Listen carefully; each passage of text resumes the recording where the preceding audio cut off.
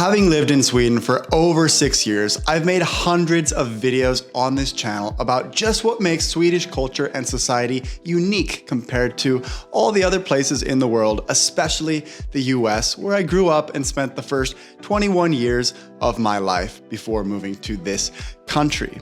Out of all the videos I've made, there's certain things that I have not spoken about. Surprisingly, it was actually very hard to find these 5 things, and I'm gonna cover those 5 things in this video that I've been thinking a lot about lately in just what makes Sweden so different from other places in the world. The first thing that I've been thinking a lot about lately is how different it is buying a home in Sweden versus the US, where I grew up, specifically with how it works with getting a mortgage or a loan to buy your property. Because you see, where I grew up, most people, when they buy a house, they get what's called a 30-year mortgage or a 15-year mortgage. Those are by far the most common types of loans when you're buying a property in the US. That's what my parents had, a 30-year mortgage. And so basically, when you buy your home, you take a loan from the bank and you pay the same monthly amount for the entire 30 years of the loan. They do have variable interest rate loans in the US, but they are not very common at all. However, in Sweden, this is the standard. Most people, when they buy a property, they'll lock in their loan for 3 years, which means that every 3 years, depending on the interest rates, their monthly payments on their apartments or homes will change. I've never heard of anyone in Sweden getting a 30 or 15-year mortgage. So it's really interesting because now, when all of the interest rates have been going up, people's monthly housing costs are increasing quite drastically. If the interest rate goes from 1% to 4%, that's a pretty big difference if you loan, say, 2 million crowns to buy a property in Sweden. So for me, it's almost a little bit scarier buying a property in Sweden, knowing that if the interest rates were to go up in the future, my monthly cost could also go up in the future, and it makes it a little bit more difficult to plan. And another interesting thing about this is that in the US, if you get a 30-year mortgage at a higher interest rate, and then the interest rates go down, you can refinance your loan at the lower interest rates. You can have a bank basically buy out your old loan and then loan the money at the lower interest rates. So you see this in the US when the interest rates go down, everyone is refinancing their loans and locking in a low interest rate for the entire 15 or 30-year mortgage that people take. Whereas in Sweden, this doesn't really happen because you don't lock in that interest rate for 30 years, which is so common in the US. So a lot of people in the US, even with the interest rates rising like they are right now, they're just chilling because they locked in their mortgage at a nice low rate. So the only people that are affected by the high interest rates are the people that are purchasing properties for the first time, at least in terms of normal everyday people that are buying properties. Whereas in Sweden, basically anyone that is loaning money and owns a property gets affected by the current interest rate, which causes a very interesting dynamic that I'm not used to, having been born and raised in the US and now living here. The second interesting difference I want to talk about in this video is when it comes to making money and becoming a freelancer or sole proprietor. And this is what's really interesting to me. In Sweden,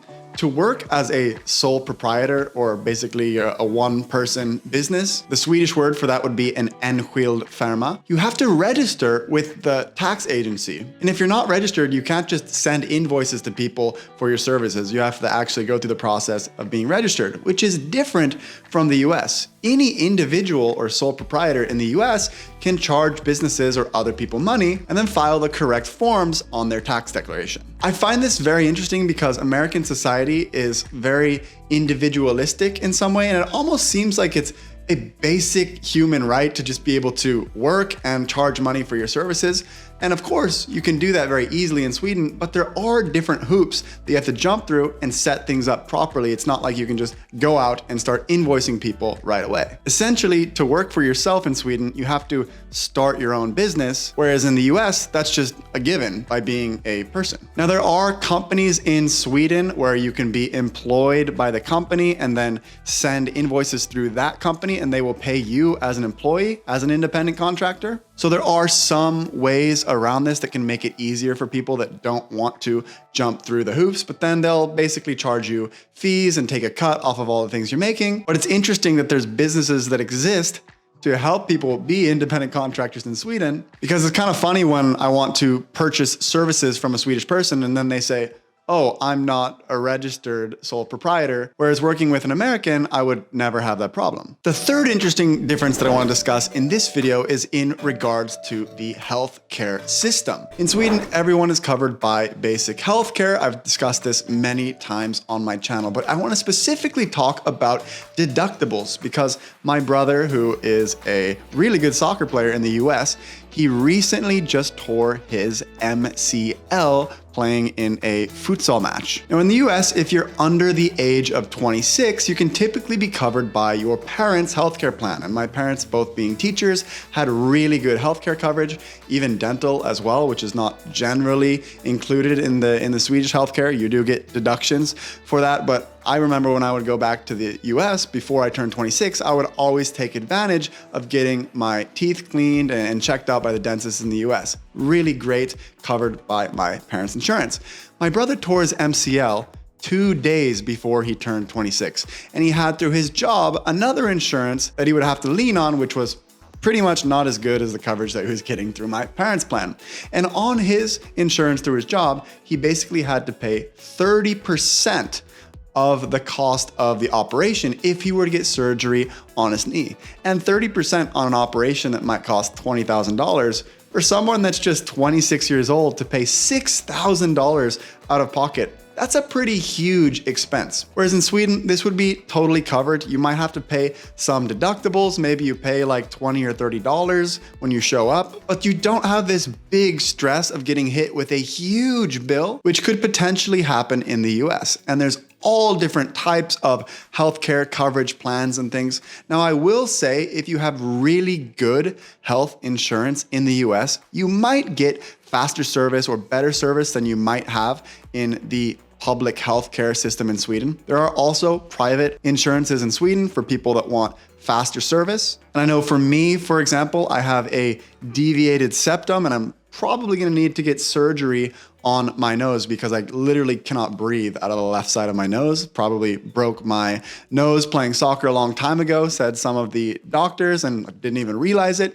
And this process of going through all the different consultations and going through the next step has taken months in Sweden. But at the end of the day, I don't have to pay anything out of pocket for it. So there's definitely pros and cons with the system here. The fourth interesting thing I want to bring up is the US credit score system. This is something that I don't think they have something that's very comparable to how we have it in the US, but basically there are credit bureaus in the US that give you a credit score based on money that you've loaned, if you have credit cards, if you make your payments on time, and they basically take into account a bunch of different variables and you get a score. And so when I moved to Sweden 6 years ago, I didn't have any sort of credit history. I had never taken any loans. I was only 21 years old. And before moving to Sweden, I'm like, I need to get a credit card in the US and actually buy things with this credit card every month and pay it off so I can start to build up my credit history. And after 6 years of just putting very small payments on my US credit card every month and paying it off on time, I've been able to build up my credit score over time. So now if I want to take a loan to buy a house in the US or to buy a car, I can get a better rate because I have a higher credit score built up. Now there are factors in Sweden that can affect the types of rates you can get when you're buying a place based on your salary, if you have a stable income, and various other factors. But I've never seen the same sort of system where you actually get a credit score. So that's a little bit of a difference. And there's definitely things to think about because if you open up many new lines of credit in a short period of time in the US, that can negatively affect your score, for example. So I wouldn't just get a whole bunch of different credit cards all at once. I want to be strategic, learn about how different things that I do can impact my credit score in different ways and be strategic so that I can get the best score possible. Whereas my friends in Sweden are like, dude, how come you don't have the SAS Amex Platinum card or whatever? And it's like, well, I'm also an American and I haven't really done the research on how getting credit cards in Sweden would affect my credit score in America.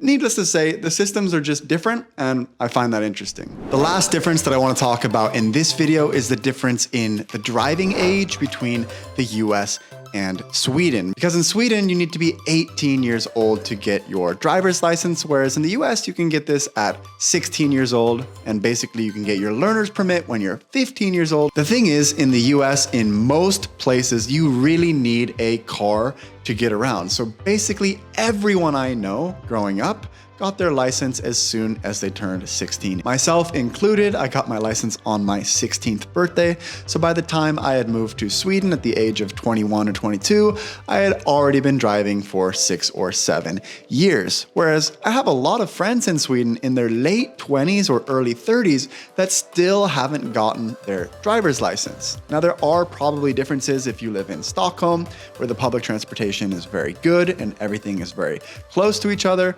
versus maybe living in the Swedish countryside or more rural areas. People will tend to get their licenses earlier or as soon as they can, sort of like in most places around the US. Now, in my personal situation, as an American that has moved to Europe, you're allowed to drive with your American license for 1 year, and then you're forced to take the Swedish driving test and get a Swedish license if you'd like to continue driving. And this goes for all countries in Europe. If you move there, you get 1 year. So the interesting thing is, because I haven't done the Swedish driver's test yet, I can basically drive in any country in Europe because I don't live there. For example, if I go to Spain or Portugal, I can rent a car and drive there. I even rented a car and drove in London just a few months ago, which was crazy traffic and driving on the different side of the road with the driver's seat on the right side of the car. So a complete mind-bending situation. I'm allowed to drive there if I'm visiting, but for Sweden, I'm not allowed to drive with my American license because I live here. For me, being a very experienced and confident driver, I have full faith, and I'm not worried at all about the Swedish